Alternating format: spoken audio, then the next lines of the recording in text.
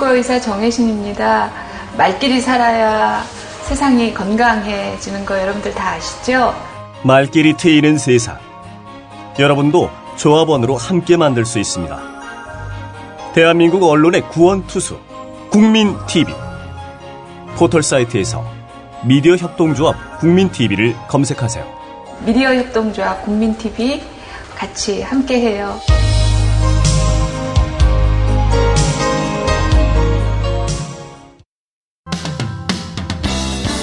지금 여러분께서는 국민TV 라디오 정운현의 타임라인을 듣고 계십니다.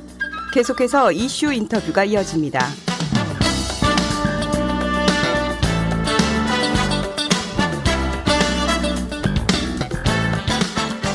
네, MBC가 법원으로부터 원직 복귀 결정을 받은 기자, PD, 어나운서 등 65명에 대한 복귀 발령을 전격 유보시켜 그 배경에 관심이 모아지고 있습니다.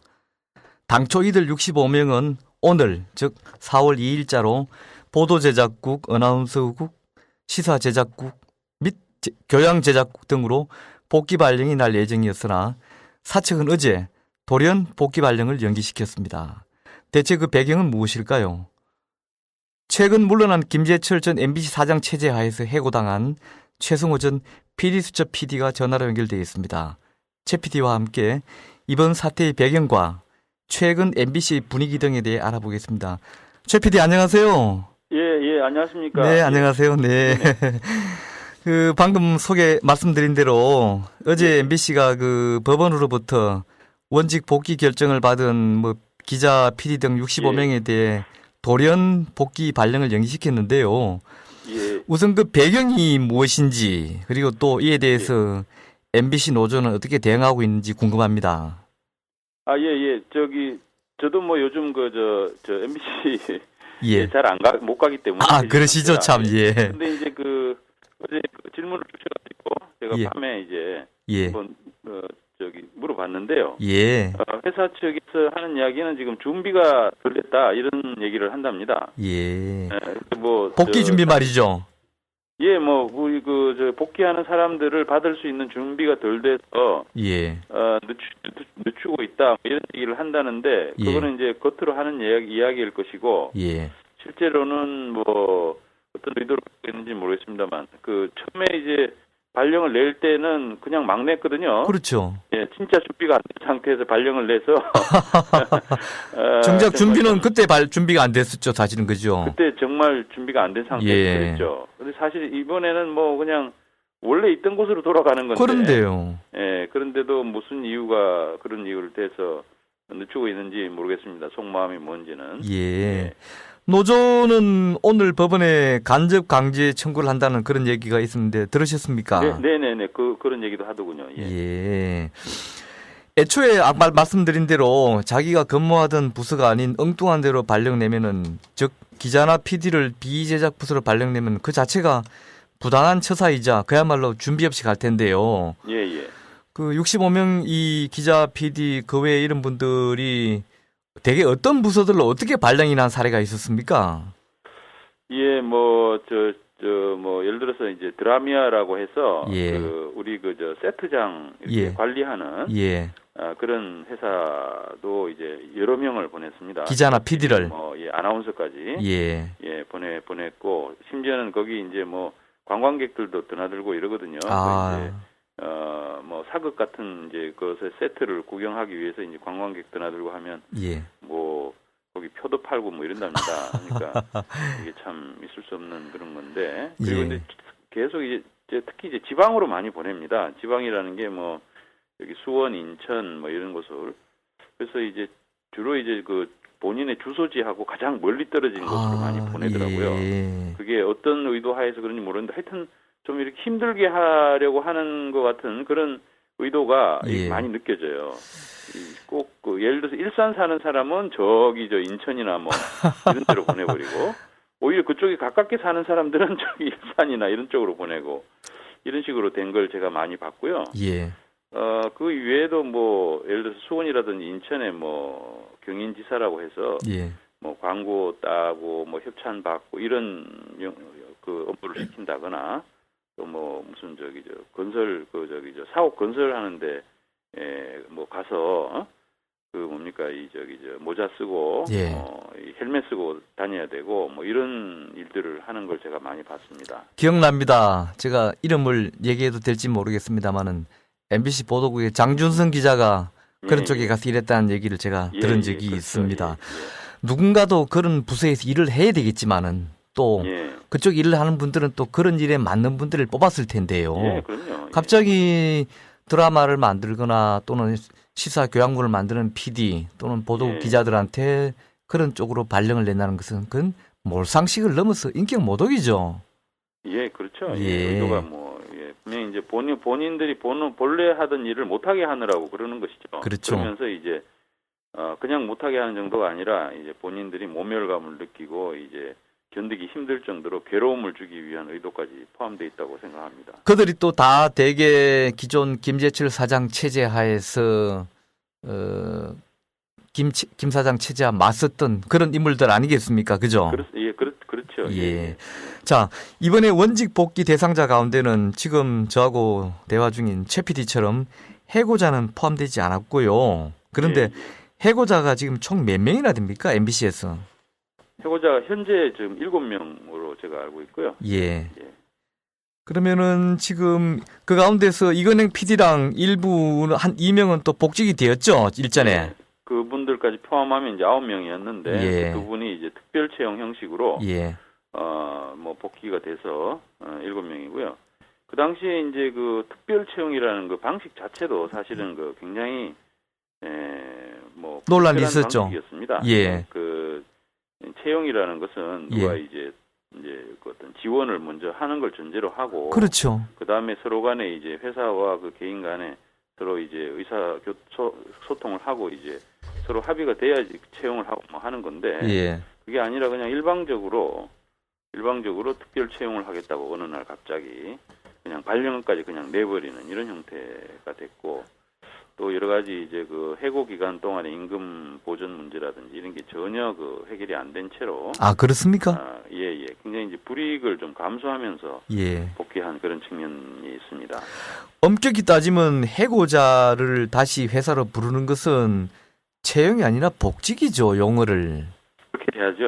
그런데 왜 이들이 갑자기 또 말씀하신 대로 그런 해고자를 복직하는 과정에서 일정이나 또는 그동안의 급여 문제 같은 원만한 해결을 하지 않고 무리하게 특별 채용이라는 형식으로 채용한 그 이유가 뭐였습니까?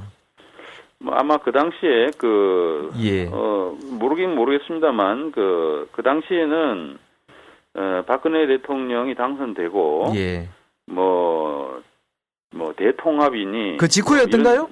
이런 이야기들이 그 얼마 뒤였는데요. 대통합이니 뭐 이런 얘기들이 이제 좀 나올 때였죠. 시기적으로 그런 이야기가 나오니까 이제 김재철 그 당시 사장으로서는 자기가 뭔가 이렇게 뭐 통합하는 것 같은 그런 모양새를 보여주기 위한 것이 아니었던가 하는 그런 추측을 합니다. 어제 저도 관련 기사를 몇 검색하다 보니까 이게 눈에 띄던데요. 작년 2월에 MBC 노조가 MBC에 대해서 공영방송 MBC 장례식을 치렀더라고요. 이게 이제 MBC 김재철 사장 체제하에서 뭐 공신력은 물론 그런 결과로 뉴스데스크 시청률 폭락, 뭐 그러다 보니까 매체력 저하, 이래서 결국 공영방송으로서 위상이 크게 손상된 걸 두고 한 얘기인데요. 그래도 우리는 이 MBC를 사랑하는 많은 시청자가 있고 팬들도 있는데 MBC가 다시 소생하는 길은 뭐라고 보십니까? 한두 가지만 소개하신다면. 뭐 다음에 이제 아무래도 좋으신 분이 사장으로 좀 오셔야겠죠. 그게 제일 중요하고요. 그게 제일 중요하죠. 그 다음에 이제 가장 근본적으로는 사실 지금 현재 그 사장을 결정하는 그 구조를 그 여당 이사가 6명이고 야당 이사 3명이고 이런 구조 하에서는 박문진 말이죠. 좋은 분이 사장되기 사실 어렵습니다. 그냥 이제 대통령이 결정하는 그런 결과가 나올 수밖에 없습니다. 근본적으로는 그 법을 고쳐서 야당과 여당 이사들이 합의해가지고 어떤 좋은 사람을 추대할 수 있는 그런 구조로 바뀌어야 된다고 생각합니다. 방금 사장님 후임 사장 얘기하셨는데요. 안 그래도 김혜재 사장 물러나고 난 뒤에 벌써 MBC 안팎에서는 후임 사장 인선 얘기가 뭐 저도 어제 뭐 한 5명이 거명된다는 얘기를 듣고 이름도 들었습니다만은 예. 이번에는 좀 괜찮은 사장이 올까요? 안 그러면 또 마치 공기관처럼 MBC도 그래서 친박 낙하산에 올까요? 어떻게 보십니까? 그럼 뭐 현재로서는 예측 불허라고 생각합니다. 어제 그분도 예측 불허라고 하더라고요. 예. 그 뭐 지난번에 사실 김재철 사장이 해임되는 과정에서 만약에 이제 그 박근혜 정부가 이명박 정부와는 완전히 다른 어떤 정책을 쓴다라는 것을 체감할 수 있으려면 그때 이제 해임을 만장일치로 해임됐어야 되는 거겠죠. 안 됐죠, 그렇게. 그렇지가 않고 여당 이사들 중에서 4명이 여전히 김재철 씨를 지키는 쪽으로 표를 행사했습니다. 5대4였죠. 예, 5대4였습니다. 어쨌건 그 여당 이사 2분이 이제 그 해임 쪽으로 표를 던지신 거는 참 고마운 일이고 다행스러운데 4명, 그 중에서도 특히 박문진 이사장 하시는 김문환 이사장이 그분은 국민대 총장까지 역임하셨던 분인데도 그렇습니다. 상당히 이름이 있으시고 그런 분이라고 여겨지는데도 김재철을 지키는 쪽으로 노력을 했고 실제로 표도 거기 던졌습니다. 근데 이제 그분이 이제 제일 청와대나 뭐 새누리당 쪽하고 아무래도 창구 역할을 할 수밖에 없는 사람인데 그분이 그런 행동을 했다는 것은 상당히 의미하는 바가 있고 굉장히 불안 요소라고 생각합니다. 결국은 새누리당이나 청와대가 MBC에 대한 그 통제의 끈을 이번에 살짝 놓쳤다면 다음에는 강하게 강화시키려고 하고 결국은 그것이 나쁜 결과가 나타날 수 있는 가능성도 있다고 생각합니다.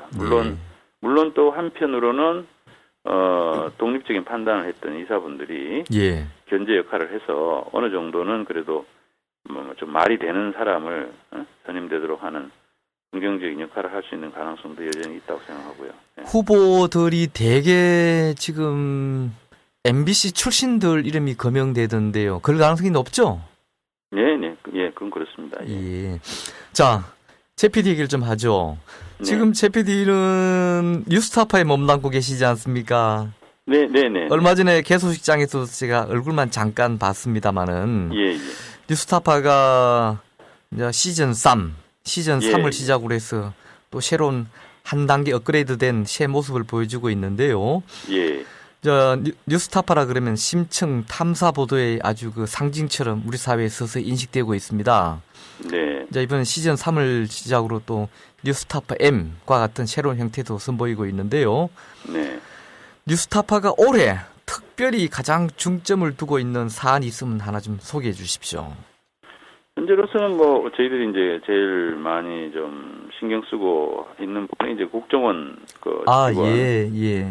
여직원 문제, 그 국정원이 선거 기간 동안에 어떤 역할을 했는가, 그걸 추적하는 걸 가장 지금 중요한 부분으로 생각을 하고 있습니다. 그 이외에도 뭐 일단 기본적으로 그 저희들이 그 공영방송이 제 역할을 하지 못하기 때문에 생겨난 매체인데 공영방송이 못하고 있는 역할을 제대로 하기 위한 여러 가지 심층 탐사 보도를 계속 하려고 생각합니다.